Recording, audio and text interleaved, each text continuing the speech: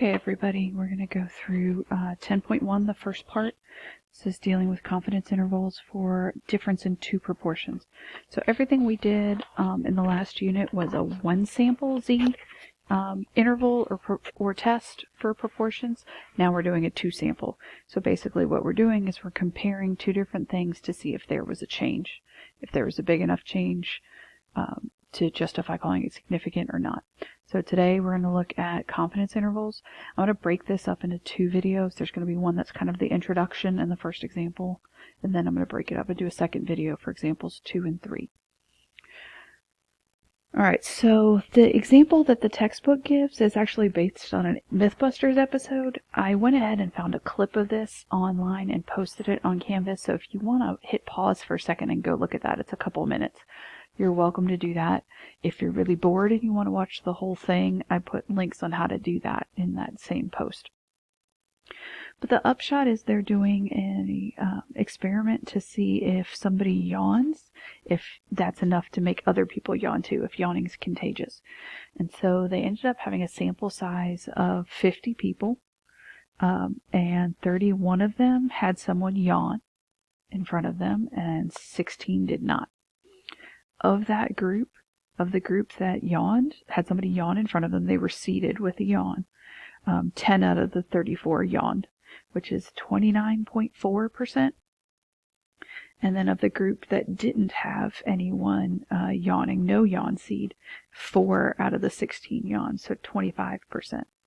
So Mythbusters went ahead and said, you know what, that's enough. 29.4 is bigger than 25. We're going to go ahead and confirm it. So yeah, we're better than that. We're going to go ahead and actually work through to see if they're right or not. So everything we're going to do is going to look real familiar. It's still the state plan do conclude. We're still doing the SPIDIC. We're following those same steps. It's just our formulas are a little more complicated. So for state, we're still going to say the parameter we want to estimate and the confidence level. So our parameter is going to be P1 minus P2. And then we have to say, of course, we have to say what the context is for that. So they're not psychic. You have to at some point go in there and make sure that you label it as what P1 stands for and what P2 stands for. So make sure you put your context. And then P1 minus P2 is your parameter. So for statistic, it would be P hat 1 minus P hat 2. That's what we're going to be working through. And then your confidence level is just your percent. Are you 95% confident? Are you 90% confident? Whatever. All right, then for the name of the procedure, it's almost identical as what it was for the last unit, except it's 2 sample Z interval instead of 1 sample Z interval. So the conditions are still the same. The only thing that's different is you have to prove it for both samples this time. So you have to show that both samples are random. Both samples meet the 10% rule. Both samples meet the large counts. So that's just a little more tedious. It takes a little more time, but otherwise it's the same steps. All right, for the do, the general formula is still the same. Your statistic plus or minus your critical value times your standard deviation. The specific formula is a little more complicated. So it's P hat 1 minus P hat 2 plus or minus our Z star.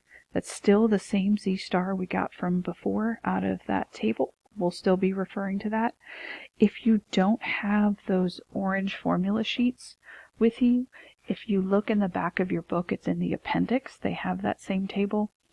And if you haven't gone to the textbook website and downloaded the textbook, if you don't have yours at home with you, that's up in the resources, distance learning resources module. So go to make sure you get that taken care of as well.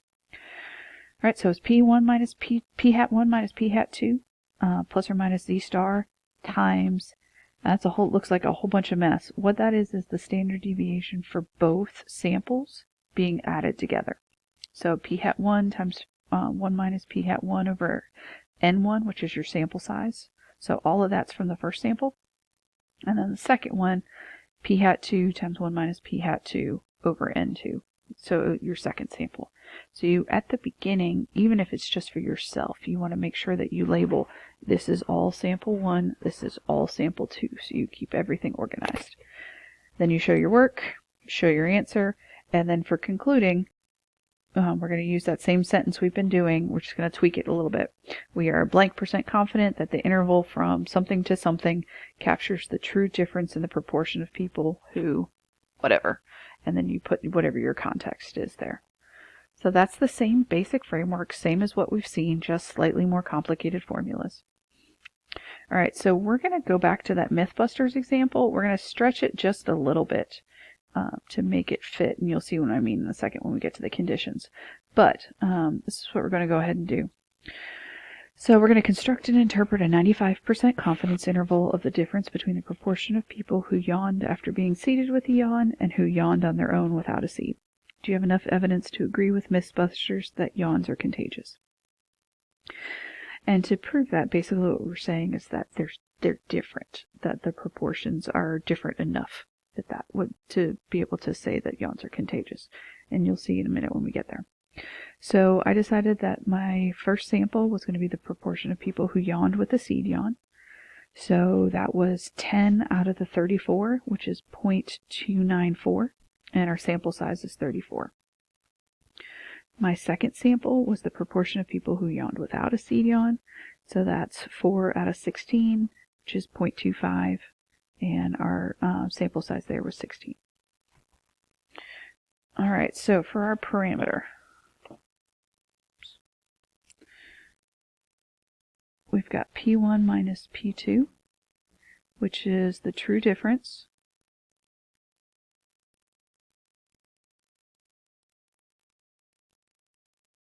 in proportion of yawners.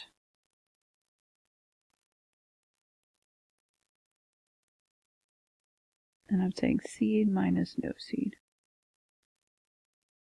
So my statistic for this is the actual subtraction. It's p hat 1 minus p hat 2. So p hat 1 was 0.294. P hat 2 is 0.25. So when we subtract those, we should end up getting 0.044. And then our confidence level was 95%. It's been a minute since we've talked about confidence level, so if they don't mention it in the problem, remember you go ahead and choose 95. They did mention it in this one, but just wanted to remind you of that. All right, so our name of our procedure, they're 2 sample Z interval for P. That's what we're finding. All right, in this one they don't specifically say. In the Mythbusters, they were dealing with volunteers, but then they did randomly assign them. You didn't see that in the paragraph, but if you watch the full episode, you can see that. So both groups were randomly assigned.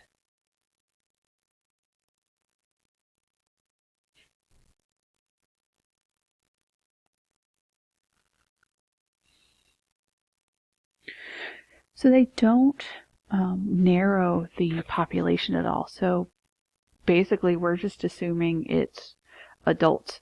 Now, Mythbusters is filmed in San Francisco, so it was probably a fair proportion, or population would be to say adults in San Francisco, but they don't limit it. So we could say adults in the US, we could say adults in the world. But either way, 34 is definitely smaller than 10% of the people, as well as 16. All right, now for large counts, we've got to do this for both. And so this is where it gets a little tedious, so just be consistent with yourself and make sure that you're making enough room to write all this out. So we've got N1, which is our sample size for our first sample, times P hat 1, it has to be greater than 10. And then we have to have N1 times 1 minus P hat 1 also has to be greater than 10. So when we work that out, I cheated a little bit. I did the math already, so I'm just going to go ahead and bring that over. This one ends up being 10 is greater than 10. And then for the second one, we're going to end up getting 24.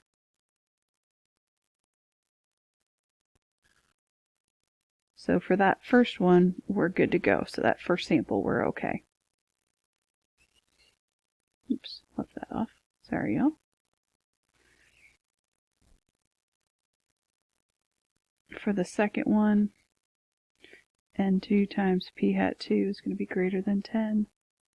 N2 times 1 minus p hat 2 is also going to be greater than 10. So that's going to be 16 times 0.25 greater than 10. So that's going to give us 4. And there we've got a problem. So we've got 16 times 0.75 greater than 10, and we get 12. So for this one, the upshot is the Mythbusters didn't ask enough people. They needed a larger sample size for the groups that were not seeded with Aeon. They needed either to go 50-50 with this, or they needed to just have a larger group to go overall to start with. Since we can't redo this experiment, we're still going to go ahead and move forward with it, but just something to be aware of. Alright, so for the do, here's our general formula. Here's our specific formula. I took pity on you and typed it out for you for this first one. And then we're just going to go ahead and plug everything in. We've done some of this work already in different pieces. It's just putting it all together. Alright, so p hat 1 minus p hat 2 is going to be 0.294 minus 0.25. Plus or minus. Alright, so our z star, what you need to do is go to that table, and we would need to look up what it would be on the infinity line for 95%, and that's 1.96. Hopefully that's vaguely familiar from before. Alright, and then here's the part where it gets ugly. It's a giant square root problem. Alright, so p hat 1 is 0.294 times 0.706 over the sample size, which was 34. And then for the second one, it's 0.25 times 0.75 over 16. And all of that is under the radical. So you have to be careful with that. It's all under the square root. So this first part gives us 0.044. I would not try to type all of this in your calculator just because it's a lot. I would try to just reduce the radical first. I'm going to walk you through this once over here on the calculator just because there is a way to do it a little quicker. Some of you have already figured this out before.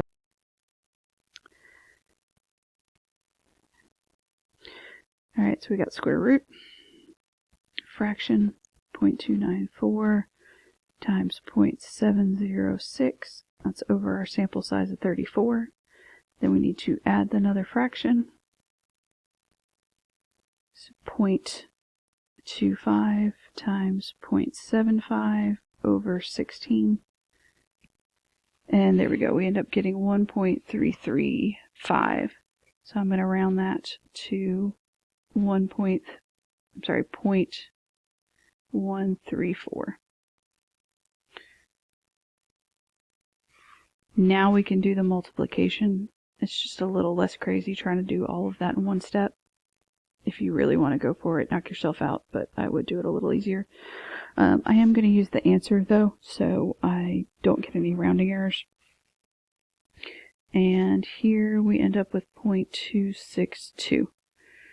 Okay, so that's one way to write our interval. The other way to write it is to do it in parentheses.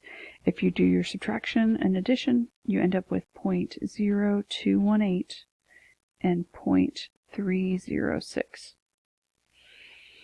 Alright, so for our answer, that's what we've got.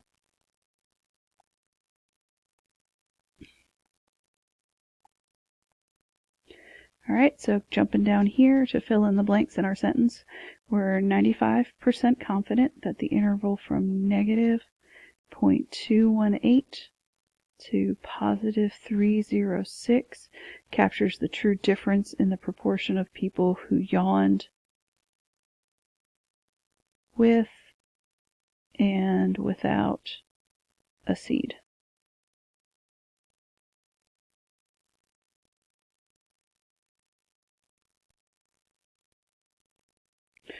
Alright, so the Mythbusters said it was confirmed. Now we need to actually look at our confidence interval.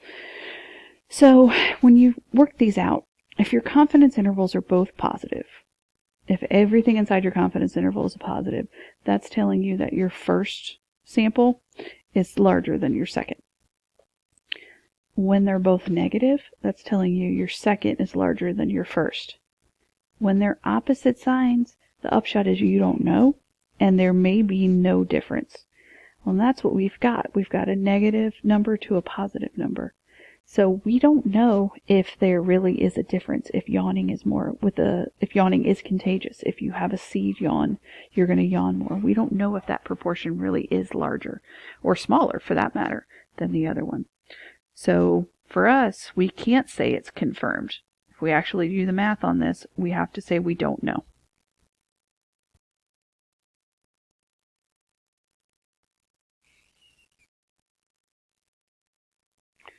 So we can't confirm it, and we also can't bust it.